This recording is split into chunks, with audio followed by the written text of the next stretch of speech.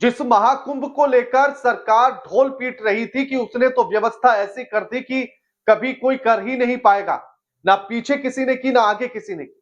लेकिन उसी को लेकर एनजीटी ने जो रिपोर्ट दी है और सरकार से जो जवाब मांगा है, अगर उसे आप सुन लेंगे तो आपके रोंगटे खड़े हो जाएंगे, भरोसा उठने लगेगा बीजेपी से आपका।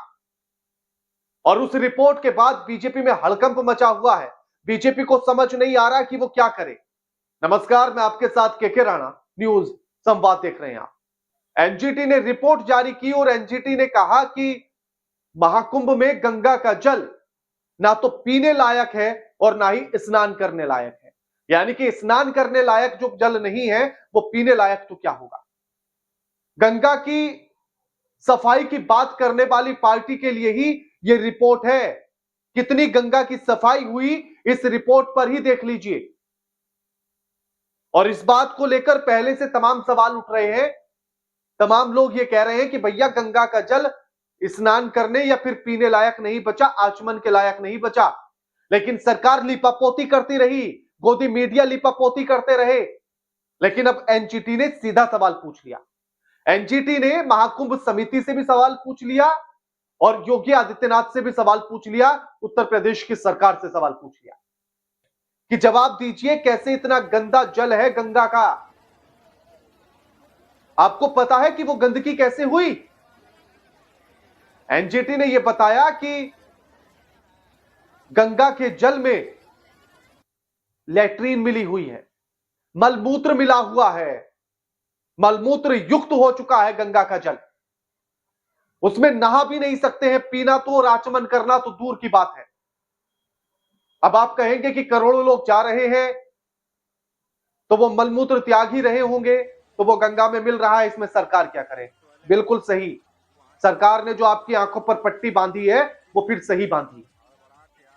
सरकार ने जो बड़ी बड़ी बातें की थी कि इतने टॉयलेट बना दिए हैं, इतने शौचालय बन गए हैं, किसी को इतनी सी भी दिक्कत नहीं होगी, ये उसी का नतीजा है कि सरकार ने सिर्फ बातें की, विज्ञापन पर पैसा खर्च किया।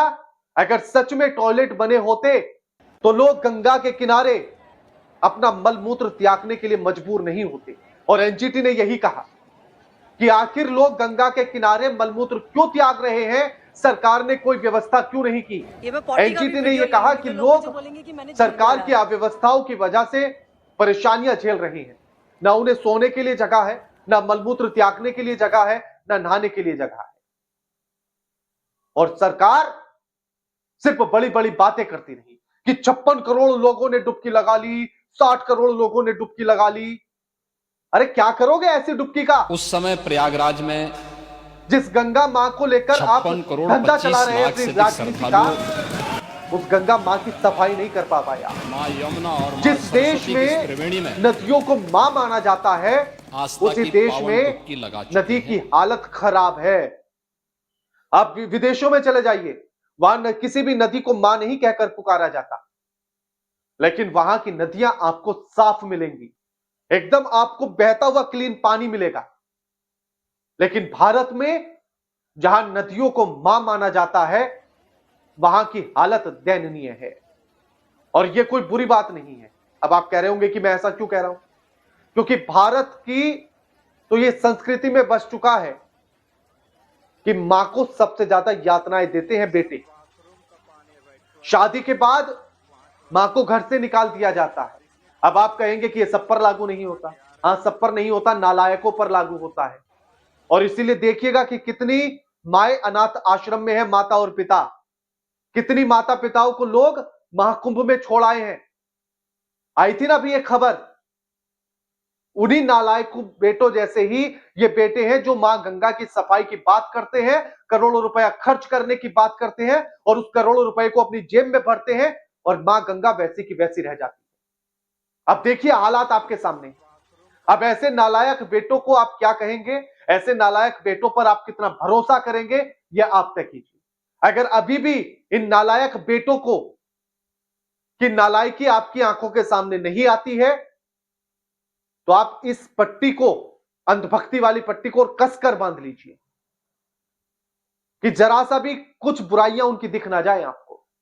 अगर मां गंगा आपको गंदी नजर आए, उसका जल आपको गंदा नजर आए, तो आंखों पर पट्टी और नाक पर भी कपड़ा मजबूत सा बांध कर जाना, ताकि उसकी बदबू भी ना आए। और फिर उसमें डुबकी लगाते हुए कहना कि इससे तो साफ पानी हो ही नहीं सकता। आपकी अंधभक्ति के लिए पुरस्कार दिया जाएगा फिर आपको। अब एनजीटी ने जवाब मांगा है, अब सरकार उस पर कितने जवाब दे पाती है ये देखिएगा। लेकिन एबीपी की डिबेट में क्या कहा है सुनिए। प्रयागराज में सबसे ज्यादा शॉर्टेज किस चीज की है? बिस्लरी के पानी की। और हर गंगा जल मैं कह रहा हूँ आप अपना रिपोर्टर को अभी भेजिए, हर संत की कुटिया में आपको बिस्लरी के पानी भेजिए, अभी भेजिए अपना रिपोर्टर, अभी भेजिए, मैं चैलेंज कर रहा हूँ। यानी कि संतों के आश्रम में भी बिस्लरी का पानी आ रहा है। गंगा का जल पीने लायक नहीं है, इसलिए वो गंगा जल नहीं पी रहे हैं, बिस्लरी का पानी पी रहे हैं। गंगा इतनी साफ अगर इन साहब ने कर दी थी योगी मोदी जी ने, तो फिर क्यों बिस्लरी का पानी पीना पड़ रहा है संतों को? गंगा जल पिए ना, उससे ज्यादा पवित्र तो कुछ होता ही नहीं है। लेकिन पीने लायक नहीं है, ये बात संत जानते हैं, लेकिन सरकार के खिलाफ बोल नहीं सकते। उस बिस्लरी में फेविकोल जमा कर पी जाते हैं संत भी, इसलिए नहीं बोल पाते सरकार के खिलाफ। वो ये कह नहीं सकते कि ये जल पीने लायक नहीं बचा, सरकार पर इससे लेकर सवाल नहीं पूछ सकते। बिस्लरी का पानी गटक जाएंगे। गरीब आदमी है और वो 20 किलोमीटर पैदल जाएगा, इसके लाठी खाएगा, कुछ खाएगा, माँ गंगा में स्नान करेगा, उसकी आस्था में उसके करेगा।